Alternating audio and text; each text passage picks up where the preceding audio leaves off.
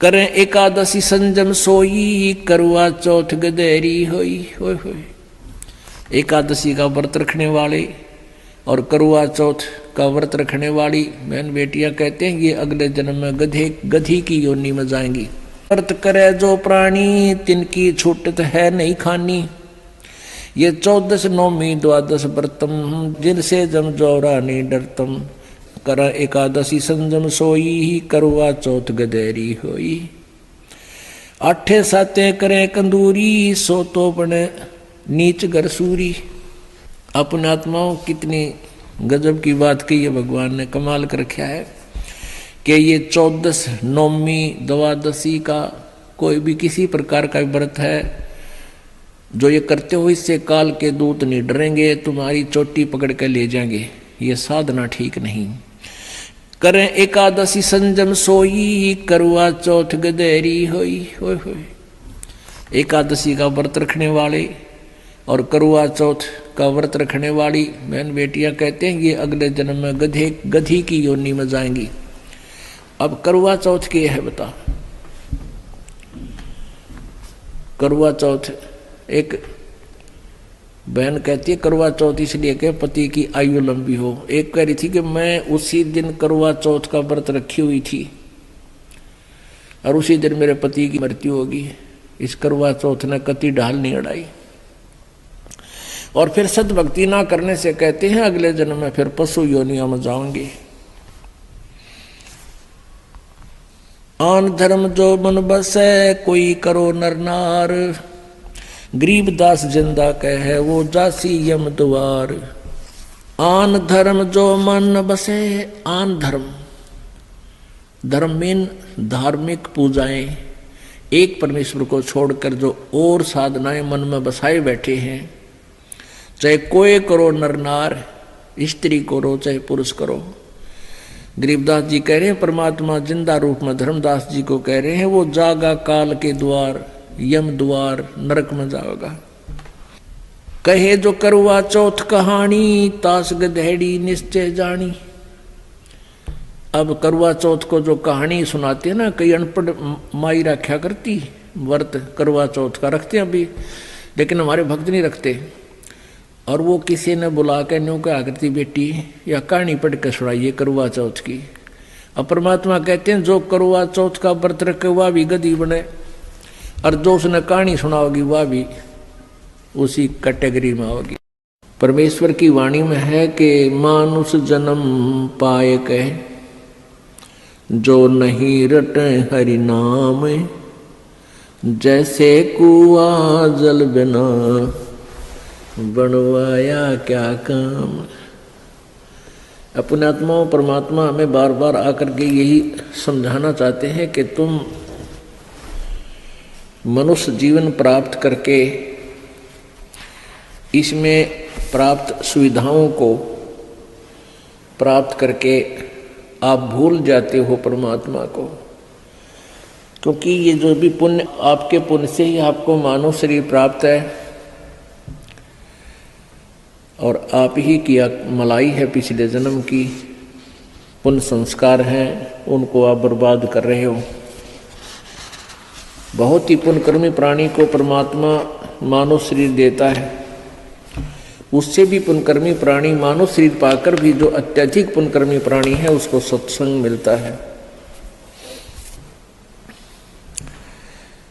तो मानव शरीर प्राप्त करके जो भक्ति नहीं करते हैं प्राणी, परमात्मा बताते हैं कबीर थोड़ा जीवना, कबीर थोड़ा जीवना ये मंडे बहुत मंडाने। सभी उबा पंथ सिर ये राव रंग सुल्तान।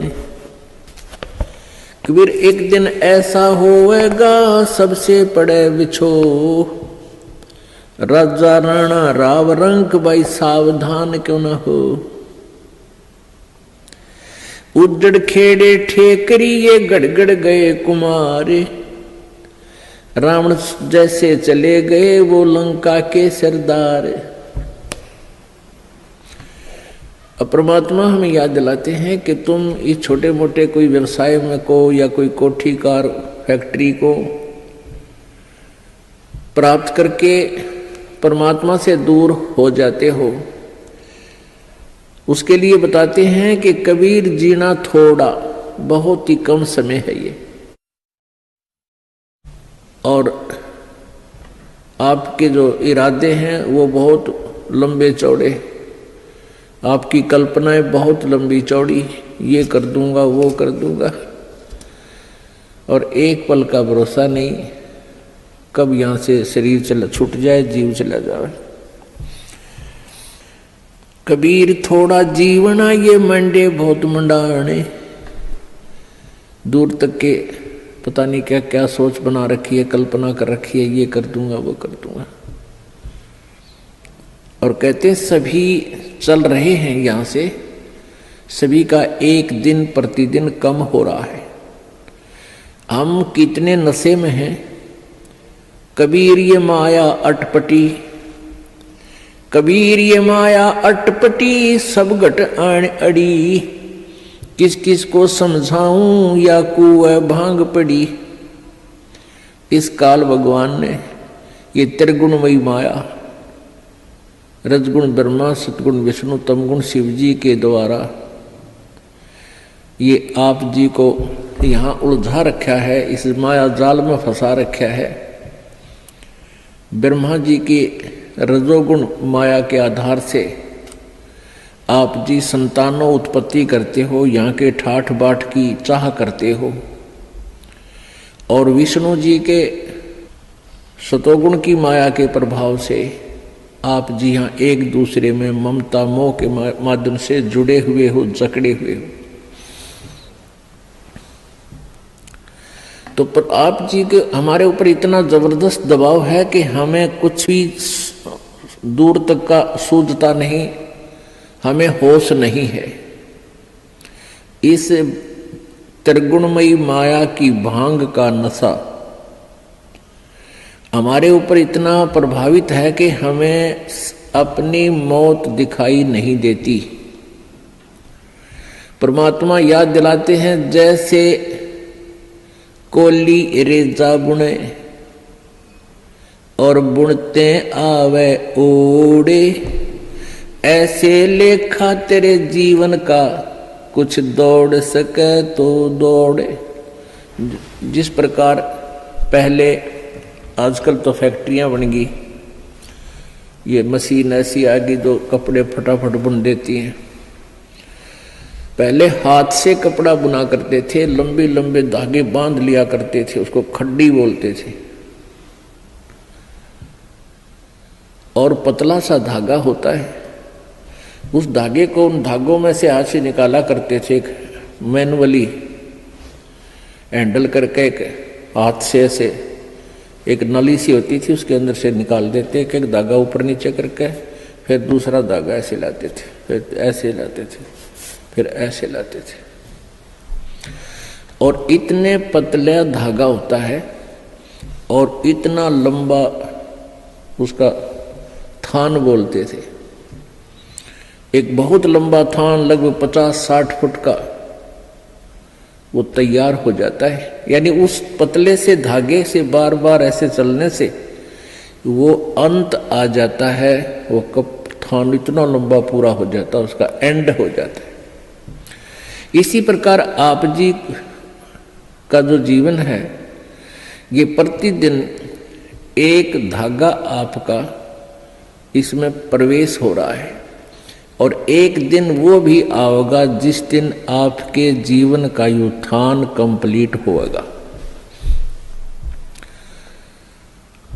कहते हैं हम प्रतिदिन एक कदम अपने मौत रूपी अजगर की तरफ बढ़ रहे हैं, और वो हमें खाएगा और हमें डर नहीं। तो ऐसी हालत नशे वाले प्राणी की होती है, वो चाहे शेर के जा चिपके और वो सांप भी पकड़ ले, क्योंकि उसमें नशा है, उसको पता ही नहीं तू कर क्या रहा। तो इस नशे को कैसे हटाया जाएगा? ये सत्संग रूपी एंटीबायोटिक कैप्सूल खा के, फिर इनसे आपका जो त्रिगुणमयी माया के द्वारा प्रभाव आपके ऊपर हुआ है वो खत्म हो जाएगा। वो नाम मात्र सा रह जाएगा। और धीरे धीरे आप अपने भविष्य की चिंता करने लगोगे। मौत बिसारी बावले अचरज किया कोने, तन माटी में मिल जाएगा जो आटे में लौने। परमात्मा कहते हैं तो मौत भूल गया, तने कितना बड़ा आश्चर्य कर रखा है। एक बार यक्ष ने युधिष्ठिर जी से प्रश्न किया था कि इस संसार में सबसे बड़ा आश्चर्य क्या है।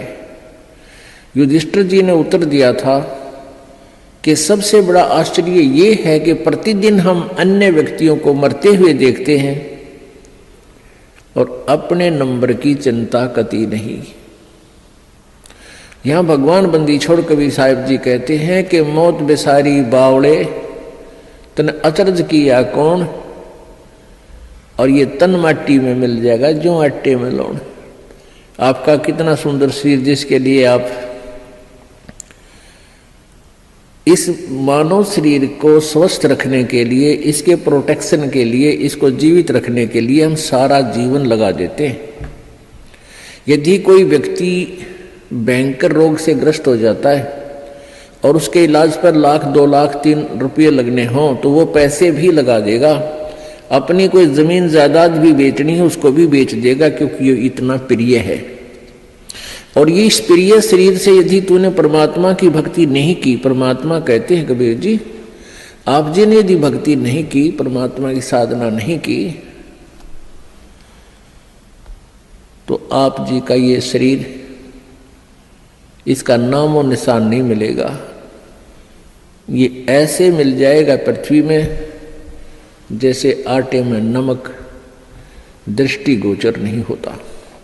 एक दिन ऐसा होएगा सबसे पड़े बिछो, राजा नैना रंग सब सावधान क्यों न हो। एक दिन ऐसा होगा आप जी को यहाँ सबको छोड़कर जाना पड़ेगा। ना आपका बेटा साथ चले, ना बेटी साथ चले, ना कार साथ चले, ना कोठी साथ चले। एक दिन ऐसा होगा सबसे पड़े बिछो। इसलिए परमात्मा कहते हैं राजा राणा रंग सब सावधान क्यों ना हो, यानी सावधान हो, सतर्क हो, डरो परमात्मा से और उस मौत से आने वाले उस दिन को याद रखो। फिर बुराई नहीं कर सकते आप पाप नहीं कर सकते, आप भगवान की भक्ति को नागा नहीं कर सकते जब आपको मौत याद रहेगी। हमने सबसे पहले उसी वस्तु को भूला जो सदा याद रखनी चाहिए थी। कौन कौन सी? एक तो परमात्मा और दूसरे मृत्यु।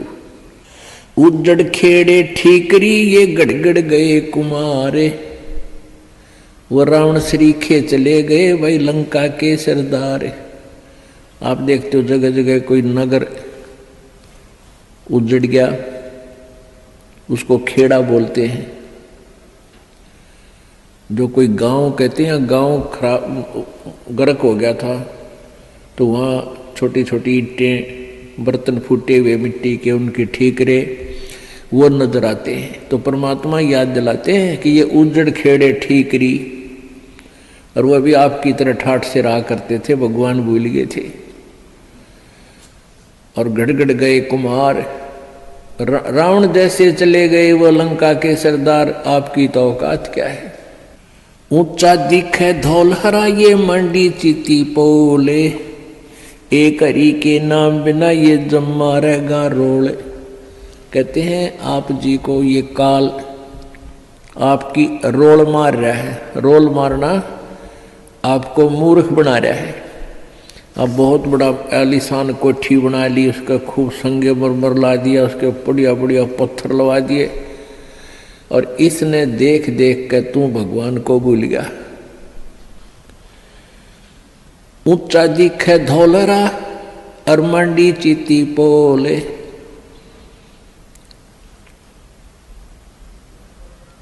एक हरि के नाम बिना ये जम्मा रहे रोल, ये तेरी रोल मार रहा तुझे मूर्ख बना रहा काल कि कितनी अच्छी कोठी है मेरे पास, ऐसी कार है, मेरे इतने पुत्र हैं, इतनी पुत्रियां हैं, वो ऐसे ऐसे बढ़िया सेट हो रहे हैं, और फिर नो प्रॉब्लम, या प्रॉब्लम आगे बहुत बड़ी होगी।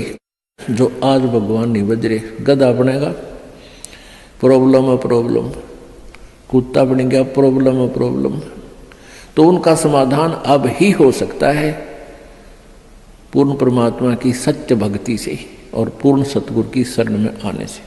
सत साहिब जी, इस वीडियो के बनाने का उद्देश्य हमारा किसी को भी नीचा दिखाना व किसी की भावनाओं को ठेस पहुंचाने का नहीं है। इस वीडियो के बनाने का उद्देश्य हमारा भक्त समाज में भक्ति दृढ़ाने का है व संत रामपाल जी महाराज जी के ज्ञान को जन जन तक पहुंचाने का है। तो आइए देखते हैं जगत गुरु तत्वदर्शी संत रामपाल जी महाराज जी के मंगल पर वचन, उनके द्वारा लिखी गई पुस्तक परिभाषा प्रभु की, पेज नंबर 271 से। भक्ति दान गुरु दीजियो, देवन के देवा हो, जन्म पाया विसरो नहीं, करहूं पद सेवा हो। तीर्थ व्रत मैं ना करूं, ना देवल पूजा हो, मनसा वाचा कर्मणा, मेरे और न दूजा हो। अष्ट सिद्धि और नौ निधि, बेकुंठ का वासा हो, सो मैं तुमसे न मांगता, सब थोथरी आशा हो। सुख संपत्ति परिवार, धन और सुंदर नारी हो, सुपने में इच्छा ना करूं, गुरु आन तुम्हारी हो। धर्मदास की विनती, समरथ चित दीजे हो, आवन जावन निवार कर, अपना कर लीजे हो।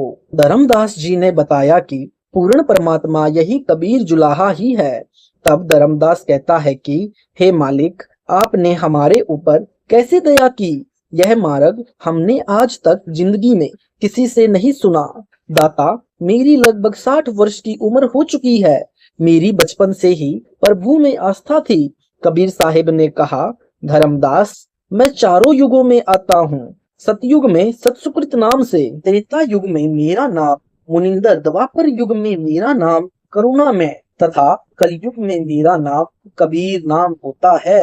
यही कबीर नाम मेरा वास्तविक नाम है, जो सृष्टि उत्पत्ति से भी पूर्व था। इसलिए वेदों तथा पुराणों में मेरी ही महिमा का वर्णन है, परंतु मेरी को प्राप्त करने की विधि काल ने नहीं लिखी।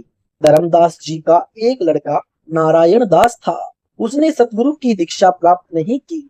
धर्मदास जी ने कबीर साहिब से प्रार्थना की, दाता, इसे किसी प्रकार समझा दो, यह नादान है, इसलिए नहीं मान रहा है। कबीर साहिब ने धर्मदास से कहा कि धर्मदास, यह तेरा पुत्र काल का दूत है। धर्मदास अपने मन में सोचता है कि यह साहिब मेरे पुत्र को क्या कह रहे हैं। तो कबीर साहिब ने कहा कि धर्मदास, देख अपने पुत्र की तरफ। धर्मदास ने अपने पुत्र की तरफ देखा तो उसका चेहरा देखकर दूसरी तरफ मुंह कर लिया और कहा कि जा बेटा नारायण दास, कर ले काम। कबीर साहिब ने कहा कि धर्मदास, तेरा 42 वंश तक नाम चलेगा। धर्मदास ने कहा कि साहिब, यह पुत्र मेरा वंश चलाएगा। कबीर साहिब ने कहा कि धर्मदास, मेरी कृपा से तुझे एक और पुत्र प्राप्ति होगी। कबीर साहिब की कृपा से धर्मदास के घर एक चूड़ामणि नाम का पुत्र हुआ। धर्मदास को कहा कि इस बच्चे चूड़ामणि को नाम देना तथा आगे नाम देने का आदेश देना, जो इनसे नाम लेगा उसको मैं पार करूंगा। फिर यह चूड़ामणि अपना उत्तराधिकारी नियुक्त करे, उसने नाम देने का आदेश प्रदान करे। ऐसे 6 पीढ़ी तक तो मार्ग ठीक चलेगा। फिर 7वां काल का दूत आएगा। उसके बाद यह परंपरा नामदान की समाप्त हो जाएगी तथा वास्तविक मंत्र गुप्त हो जाएगा। फिर भी तेरा केवल वंश चलेगा, उपदेश नहीं। धर्मदास जी का सत्यलोक गमन विक्रमी संवत 1579 यानी 1522 में जगन्नाथपुरी में हुआ। वहां पर आमनी देवी तथा धर्मदास जी की यादगार बनी हुई है। कबीर साहिब कहते हैं, मेरे साधु भाई, सब जग भूल्या पाया, इसी भूल में बर्मा भूल्या, जिसने वेद सरसाया। वेद पढ़कर पंडित भूल्या, सार शब्द नहीं पाया। इसी भूल में विष्णु भूल्या, जिसने वैष्णव धर्म चलाया। कर्म कांड में बांध जीव को 84 भरमाया। इसी भूल में शंकर भूल्या, जिसने भिक्षुक पंथ चलाया। सिर पर जटा हाथ में कप्पर, घर घर अलग जगाया। इसी भूल में मोहम्मद भूल्या, जिसने न्यारा धर्म बनाया। पर तिरिया संग फिरा भरमता, लिंग और मूछ कटाया, इसी भूल में भूलिया मछंदर, जिसने सिंगल द्वीप बसाया, विषय वासना के बस होकर अपना योग नसाया, कहे कबीर सुनो भई साधो, हम युग युग जीव चिताया, जिसने जाना मरम भूल का, वो फिर गर्भ नहीं आया। इस कथा से स्पष्ट है कि परमात्मा कबीर साहिब यानी कबीर देव हैं, जो सतलोक में रहता है तथा काशी में भी जुलाहे का कार्य किया करता था। प्रभु को श्री नानक जी ने देखा। श्री नानक देव का जन्म विक्रमी संवत 1526 यानी सन 1469 कार्तिक शुक्ल पूर्णिमा को श्री कालू राम मेहता यानी खत्री के घर माता श्रीमती तृप्ता देवी की पवित्र कोख यानी गर्भ से पश्चिमी पाकिस्तान के जिला लाहौर के तलवंडी नामक गांव में हुआ। इन्होंने फारसी, पंजाबी, संस्कृत भाषा पढ़ी हुई थी। श्री नानक देव जी के 2 लड़के थे। श्री नानक जी अपनी बहन नानकी की ससुराल शहर सुल्तानपुर में अपने बहनोई श्री जयराम जी की कृपा से सुल्तानपुर के नवाब के मोदी खाने की नौकरी किया करते थे। प्रभु में असीम प्रेम था, क्योंकि यह पुण्यात्मा युगों युगों से पवित्र भक्ति ब्रह्म भगवान यानी काल की करते हुए आ रहे थे। सतयुग में यही नानक जी राजा अम्बरीश थे तथा ब्रह्म भक्ति विष्णु जी को इष्ट मानकर किया करते थे। दुर्वासा जैसे महान तपस्वी ऋषि भी इनके दरबार में हारकर क्षमा याचना करके गए थे। फिर त्रेता युग में यह श्री नानक जी की आत्मा राजा जनक विदेही बने, जो सीता जी के पिता कहलाए। उस समय सुखदेव ऋषि, जो महर्षि वेद व्यास के पुत्र थे, जो अपनी सिद्धि से आकाश में उड़ जाते थे, परंतु गुरु से उपदेश ले नहीं रखा था। जब सुखदेव विष्णु लोक के स्वर्ग में गए तो गुरु न होने के कारण वापिस आना पड़ा। तब विष्णु जी के आदेश से राजा जनक को गुरु बनाया।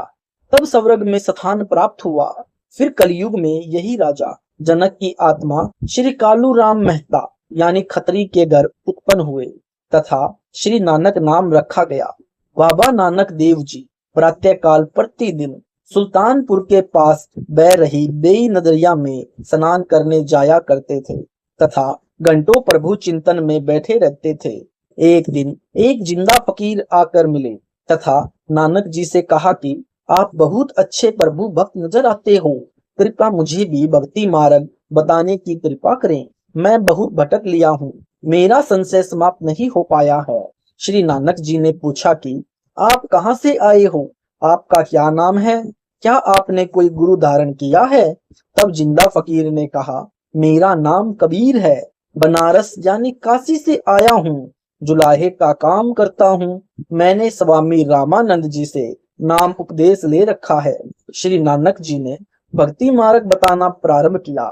गीता में लिखा है कि एक ओम मंत्र का जाप करो, विष्णु पूर्ण परमात्मा है, स्वर्ग प्राप्ति का एकमात्र साधारण सा रास्ता है, गुरु के बिना मोक्ष नहीं, ब्रह्म साधना से स्वर्ग प्राप्ति होती है।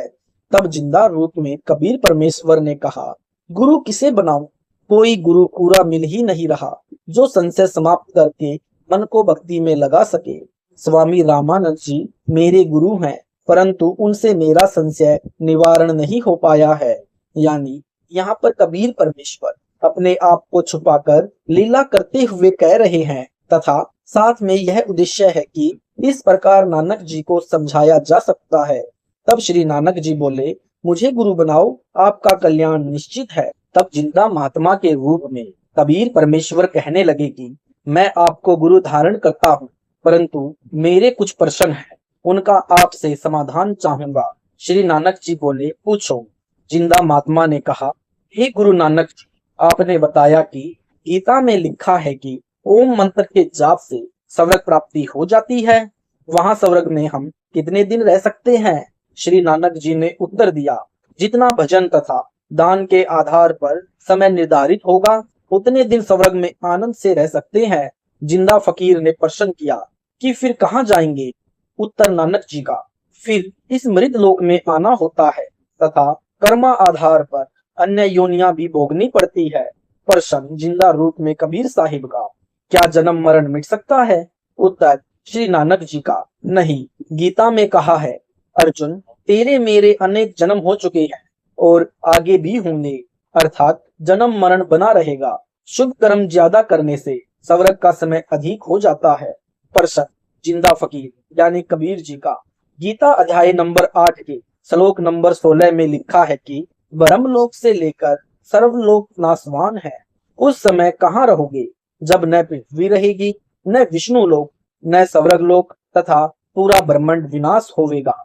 उत्तर, नानक जी का इसके बारे में मुझे ज्ञान नहीं। जिंदा फकीर यानी कबीर साहिब ने श्री नानक जी को बताया कि यह सर्वकाल कला है। गीता अध्याय नंबर 11 के श्लोक नंबर 32 में स्वयं ब्रह्म कह रहा है कि मैं काल हूँ और सर्व को खाने के लिए आया हूँ। वही निरंकार कहलाता है। उसी काल का ओंकार मंत्र है। गीता अध्याय नंबर 11 के श्लोक नंबर 21 में अर्जुन कह रहा है कि आप तो ऋषियों को भी खा रहे हो, देवताओं को भी खा रहे हो, जो आपकी ही स्मरण स्तुति कर रहे हैं। इस प्रकार काल व सर्व साधक साधना करके उसी के मुख में प्रवेश करते रहते हैं। आपने इसी काल यानी ब्रह्म की साधना करते करते असंख्यों युग हो गए हैं। 60,000 जन्म तो आपके मैं ऋषि तथा महान भक्त रूप में हो चुके हैं, फिर भी काल के चक्कर में ही रहे हो। सर्व सृष्टि रचना सुनाई, कृपा पढ़े इसी पुस्तक के पृष्ठ नंबर 93 पर। श्री नानक जी ने कहा कि यह तो आज तक किसी ने नहीं बताया, इसलिए मन स्वीकार नहीं कर रहा है। तब जिंदा फकीर यानी कबीर साहिब ने श्री नानक जी की अरुचि देखकर चले गए। उपस्थित व्यक्तियों ने श्री नानक जी से पूछा कि यह भक्त कौन था जो आपको गुरुदेव कह रहा था। तब नानक जी ने कहा, यह काशी में रहता है, नीच जाति का जुलाहा कबीर था। बेतुकी बातें कर रहा था, कह रहा था कि कृष्ण जी तो काल के चक्कर में है, तथा मुझे भी कह रहा था कि आपकी साधना ठीक नहीं है। तब मैंने बताना शुरू किया, तब हार मानकर चला गया। यानी इस वार्ता से सिखों ने श्री नानक जी को कबीर साहिब का गुरु मान लिया। कुछ समय के उपरांत वही जिंदा फकीर उसी बेई नदी के किनारे जब श्री नानक जी स्नान के लिए कपड़े उतार कर तैयार थे, पहुंचकर राम राम कहा। उस समय जिंदा महात्मा केवल श्री नानक जी को दिखाई दे रहे थे, अन्य को नहीं। श्री नानक जी से वार्ता करने लगे तथा कहा कि आप मेरी बात पर विश्वास करो। एक ऐसा स्थान है जहाँ की भक्ति करने से जीव सदा के लिए जन्म मरण से छूट सकता है। उस स्थान का केवल मुझे ही पता है, अन्य को नहीं। तथा गीता अध्याय नंबर 18 के श्लोक नंबर 62 में भी वह परमात्मा तथा स्थान वर्णित है। पूर्ण परमात्मा गुप्त है, उसकी शरण में जाने से, उसी की कृपा से तू अविनाशी अर्थात सत्य लोक को प्राप्त होगा। श्री नानक जी ने कहा कि मैं आपकी एक परीक्षा लेना चाहता हूँ। मैं इस दरिया में छुपूंगा और आप मुझे ढूंढना। यदि आप मुझे ढूंढ दो तो मैं आपकी बात पर विश्वास कर लूंगा। यह कहकर श्री नानक जी बेई नदी में डुबकी लगा गए तथा मछली का रूप धारण कर लिया। जिंदा फकीर यानी कबीर पूर्ण परमेश्वर ने उस मछली को पकड़कर जिधर से पानी आ रहा था उस ओर लगभग 3 किलोमीटर दूर ले गए तथा श्री नानक जी बना दिया। तब नानक जी ने कहा कि अब मैं आपकी सर्व वार्ता सुनने को तैयार हूँ। तब फिर वही सृष्टि रचना सुनाई, यानी इसी पुस्तक के पृष्ठ नंबर 93 पर, तथा कहा कि मैं पूर्ण परमात्मा हूँ। मेरा स्थान सचखंड यानी सतलोक में है। आप मेरी आत्मा हो। अब काल यानी ब्रह्म आपको बहुत परेशान कर रहा है। मैं आपको सच्चा नाम यानी सतनाम वास्तविक मंत्र जाप दूंगा, जो किसी शास्त्र में नहीं है, जिसे काल ब्रह्म ने गुप्त कर रखा है। श्री नानक जी ने कहा कि मैं अपनी आंखों देखूं तब आपकी बात को सत्य मानूं। तब कबीर साहिब उस नानक जी की पुण्य आत्मा को सतलोक ले गए। सचखंड में जाकर श्री नानक जी ने देखा कि एक असीम तेजो में मानव सदृश शरीर युक्त प्रभु बैठे थे। अपने ही दूसरे स्वरूप पर कबीर साहिब जिंदा महात्मा के रूप में चमर करने लगे। तब श्री नानक जी ने सोचा कि अकाल मूर्त तो यह रब है जो गद्दी पर बैठा है, कबीर तो यहाँ का सेवक होगा। इसी समय जिंदा रूप में कबीर साहिब उस गद्दी पर विराजमान हो जाते हैं तथा जो तेजो में शरीर युक्त दूसरा रूप था वह खड़ा होकर चवर करने लगता है। फिर वह तेजो में रूप नीचे से गए जिंदा यानी कबीर रूप में समा जाता है तथा गद्दी पर अकेले कबीर परमेश्वर जिंदा रूप में बैठे हैं और चंवर अपने आप दूर रहा है। तब नानक जी ने कहा कि वाहे गुरु, सत्य नाम से प्राप्ति तेरी। इस प्रक्रिया में 3 दिन लग गए। फिर नानक जी की आत्मा को साहिब कबीर ने वापस शरीर में प्रवेश कर दिया। तीसरे दिन श्री नानक जी होश में आए। इसी का प्रमाण संत गरीबदास साहिब ने अपने सत ग्रंथ साहिब में फूट कर साखी का अंग पृष्ठ नंबर 386 पर दिया है। गरीब जाखी देख कबीर की, नानक की वाह सिखों के गल पड़ी, कौन छुटावे ता। गरीब हम सुल्तानी नानक तारे, दादू को उपदेश दिया, जाति जुलाहा भेद न पाया, काशी माहे कबीर हुआ। उधर श्री जय राम जी ने, जो श्री नानक जी का बहनोई था, श्री नानक जी को दरिया में डूबा जानकर दूर तक गोताखोरों से तथा जाल डलवाकर खोज करवाई, परंतु कोशिश निष्फल रही और मान लिया कि श्री नानक जी दरिया के अथाह वेग में बहकर मिट्टी के नीचे दब गए। फिर तीसरे दिन जब नानक जी उसी नदी के किनारे सुबह सुबह दिखाई दिए तो काफी व्यक्ति एकत्रित हो गए। बहन नानकी तथा बहनोई श्री जयराम भी दौड़े गए तथा घर ले आए। फिर श्री नानक जी अपनी नौकरी पर चले गए। मोदी खाने का दरवाजा खोल दिया तथा कहा, जिसको जितना चाहिए ले जाओ। पूरा खजाना लूट कर शमशान घाट पर बैठ गए। जब नवाब को पता चला कि श्री नानक खजाना समाप्त करके शमशान घाट पर बैठा है, तब नवाब ने श्री जयराम की उपस्थिति में खजाने का हिसाब करवाया तो 760 रुपए अधिक मिले। नवाब ने क्षमा याचना की तथा कहा कि नानक जी आप फिर नौकरी पर आ जाओ। तब श्री नानक जी ने कहा कि अब सच्ची सरकार की नौकरी करूंगा, उस पूर्ण परमात्मा के आदेश अनुसार अपना जीवन सफल करूंगा। वह पूर्ण परमात्मा है। नवाब ने पूछा, वह पूर्ण परमात्मा कहाँ रहता है तथा यह आदेश आपको कब हुआ? श्री नानक जी ने कहा, वह सचखंड में रहता है। बेई नदी के किनारे से मुझे स्वयं आकर वही पूर्ण परमात्मा सचखंड यानी सतलोक से लेकर गया था। वह इस पृथ्वी पर भी आकार में आया हुआ है। उसकी तलाश करके अपना आत्म कल्याण करवाऊंगा। उस दिन के बाद घर त्याग कर पूर्ण परमात्मा की तलाश में चल पड़ा। श्री नानक जी सतनाम तथा वाही गुरु की रटना लगाते हुए बनारस पहुंचे। इसलिए अब सिख केवल सतनाम श्री वाही गुरु कहते रहते हैं। सतनाम क्या है तथा वाहे गुरु कौन है यह मालूम नहीं है, जबकि सत्य नाम यानी सच्चा नाम गुरु ग्रंथ साहिब में लिखा है। जैसा कि कबीर साहिब ने बताया था कि मैं बनारस यानी काशी में रहता हूँ, दानक यानी जुलाहे का कार्य करता हूँ। मेरे गुरु जी काशी में सर्व प्रसिद्ध पंडित रामानंद जी हैं। इस बात को आधार रखकर श्री नानक जी ने पहली यात्रा यानी उदासी बनारस यानी काशी की प्रारंभ की। यानी प्रमाण के लिए देखे जीवन 10 गुरु साहिब पृष्ठ नंबर 50 पर। कबीर साहिब रामानंद जी के आश्रम में प्रतिदिन जाया करते थे। उसी दिन श्री नानक जी ने काशी पहुंचना था। उससे पहले दिन कबीर साहिब ने अपने पूज्य गुरुदेव रामानंद जी से कहा कि स्वामी जी कल मैं आश्रम में नहीं आ पाऊंगा क्योंकि कपड़ा बुनने का कार्य अधिक है। कल सारा दिन लगाकर कार्य निपटा कर फिर आपके दर्शन करने आऊंगा। इसी में जाकर श्री नानक जी ने पूछा, कोई रामानंद जी महाराज है?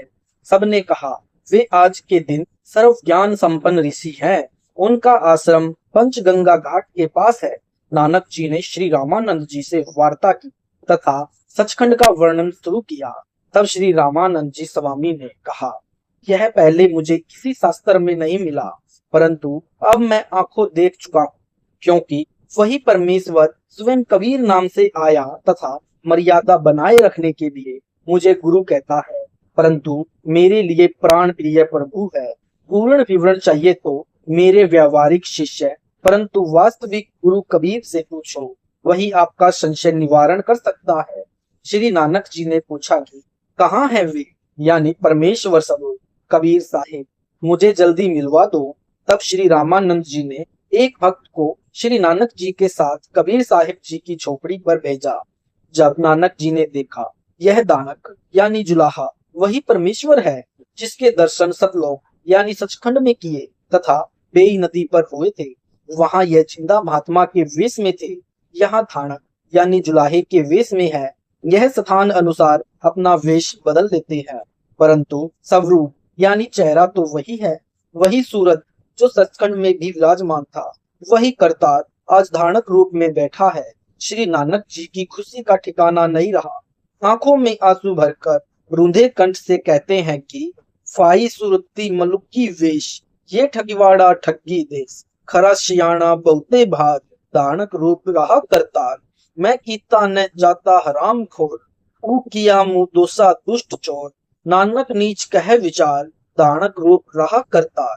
तब श्री नानक जी अपने सच्चे स्वामी अकाल मूर्ति को पाकर चरणों में गिरकर सत्य नाम यानी सच्चा नाम प्राप्त किया। तब शांति पाई तथा अपने प्रभु की महिमा देश विदेश में गाई। इसी प्रकार श्री नानक देव जो पहले एक ओंकार मंत्र का जाप करते थे तथा उसी को सत मान कर कहा करते थे एक ओंकार, उन्हें बेई नदी पर कबीर साहिब ने दर्शन देकर अपने सतलोक सचखंड दिखाया तथा अपने सतरूप को दिखाया। जब सतनाम का जाप किया तब नानक जी की काल लोक से मुक्ति हुई। इसी का प्रमाण पंजाबी गुरु ग्रंथ साहिब के राग श्री महला 1 पृष्ठ नंबर 24 पर शब्द नंबर 29 में स्पष्ट लिखा है कि एक यानी मन रूपी कुत्ता तथा इसके साथ दो यानी आशा तृष्णा रूपी कुतिया अनावश्यक भौंकती यानी उमंग उठती रहती है तथा सदा नई नई आशाएं उत्पन्न होती है। तो मारने का तरीका यानी जो सत्य नाम बिना झूठा यानी कुड़ साधन यानी मुठ मुर्दार था। मुझे यानी कबीर साहिब दानक के रूप में परमात्मा मिला। उन्होंने मुझे सही उपासना बताई। नानक जी कहते हैं कि उस परमेश्वर यानी कबीर साहिब की साधना बिना न तो पति यानी साख रहनी थी और न ही कोई अच्छी करनी यानी कमाई बन रही थी, जिसने काल का भयंकर रूप जो अब महसूस हुआ है उससे केवल कबीर साहिब तेरा एक यानी सत्य नाम पूर्ण संसार को पार यानी काल लोक से निकाल सकता है। मुझे यानी नानक जी कहते हैं मुझे भी एक ही तेरे नाम की आश है, वह यही नाम मेरा आधार है। पहले अनजाने में बहुत निंदा भी की होगी क्योंकि काम क्रोध इस तन में चंडाल रहते हैं। मुझे धानक यानी जुलाहे का कार्य करने वाले कबीर साहिब रूपी भगवान ने आकर सतमार्ग बताया तथा काल से छुटवाया, जिसकी सुरती यानी स्वरूप बहुत प्यारी है तथा सुंदर वेशभूषा में यानी जिंदा रूप में मुझे मिले। उसको कोई नहीं पहचान सकता जिसने काल को भी ठग लिया, अर्थात दिखाई देता है दानक फिर बन गया जिंदा। काल भगवान भी भ्रम में पड़ गया कि यह कोई नीच जाति का है, भगवान नहीं हो सकता। इसी प्रकार कबीर साहिब अपना असल अस्तित्व छुपाकर एक सेवक बनकर आते हैं। काल या आम व्यक्ति पहचान नहीं सकता, इसलिए नानक जी ने उसे प्यार में ठगवाड़ा कहा है और साथ में कहा है कि वह धानक यानी जुलाहा कबीर बहुत समझदार है। दिखाई देता है कुछ परंतु बहुत महिमा वाला जो धानक जुलाहा रूप में स्वयं परमात्मा पूर्ण ब्रह्म आया है, प्रत्येक जीव को आदि समझाने के लिए अपनी भूल को स्वीकार करते हुए कि मैंने यानी नानक जी ने पूर्ण ब्रह्म के साथ बहस यानी वाद विवाद की तथा उन्होंने यानी कबीर साहिब ने अपने आप को भी एक लीला करके सेवक रूप में दर्शन देकर तथा यानी नानक जी को मुझको स्वामी जी नाम से संबोधित किया। इसलिए उनकी महानता तथा अपनी नादानी का पश्चाताप करते हुए श्री नानक जी कहते हैं कि मैं यानी नानक जी कुछ करने कराने योग्य नहीं था, फिर भी अपनी साधना को उत्तम मानकर भगवान से सम्मुख हुआ यानी ज्ञान संवाद किया। मेरे जैसा नीच दुष्ट हरामखोर कौन हो सकता है जो अपने स्वामी मालिक पूर्ण परमात्मा धानक रूप यानी जुलाहा रूप में आए करतार कबीर साहिब को नहीं पहचान पाया। श्री नानक जी कहते हैं कि यह सब मैं पूर्ण सोच समझ से कह रहा हूँ कि परमात्मा धानक यानी जुलाहा कबीर रूप में है और अधिक प्रमाण के लिए प्रस्तुत है। राग तिलंग महला 1 पंजाबी गुरु ग्रंथ साहिब पृष्ठ नंबर 721 केवल हिंदी अनुवाद। हे करण कर्ता निर्गुणी संत दयालु सत कबीर, आप निर्विकार परमात्मा है। आपके समक्ष एक हृदय से विनती है कि हे महबूब, यह संसार रूपी ठिकाना नासवान है, यह पूरी तरह जान लिया है। हे दाता, इस जीव के मरने पर अजराइल नामक यमदूत बेरहमी से पकड़ कर ले जाता है। कोई साथी जैसे बेटा, पिता, भाईचारा साथ नहीं देता। अंत में सभी उपाय और फर्ज कोई क्रिया काम नहीं आता। प्रतिदिन गश्त की तरह न रुकने वाली चलती हुई वायु की तरह बुरे विचार करते रहते हैं। शुभ कर्म करने का मुझे कोई जरिया या साधन नहीं मिला। ऐसे बुरे समय कलयुग में हमारे जैसे नादान, लापरवाह, सतमार्ग का ज्ञान न होने से अंधे गूंगे थे। नानक, आपका सेवक चरणों की धूल डूबता हुआ बंदा पार हो गया। श्री नानक जी के पूर्व जन्म सतयुग में राजा अम्बरीश, त्रेता युग में राजा जनक हुए थे और फिर नानक जी हुए। इसी निम्न लेख में प्रमाणित है कि कबीर साहिब तथा नानक जी की वार्ता हुई है। सत साहिब जी यह विचार थे जगत गुरु तत्वदर्शी संत रामपाल जी महाराज जी के। अगर आपको यह वीडियो अच्छा लगा हो तो इस वीडियो को लाइक करें, शेयर करें, कमेंट करें। अगर YouTube पर आप पहली बार हमारी वीडियो देख रहे हैं तो हमारे चैनल सतलोक इन संत रामपाल जी महाराज जी चैनल को सब्सक्राइब करें। मिलते हैं नेक्स्ट वीडियो में, तब तक के लिए सत साहिब जी।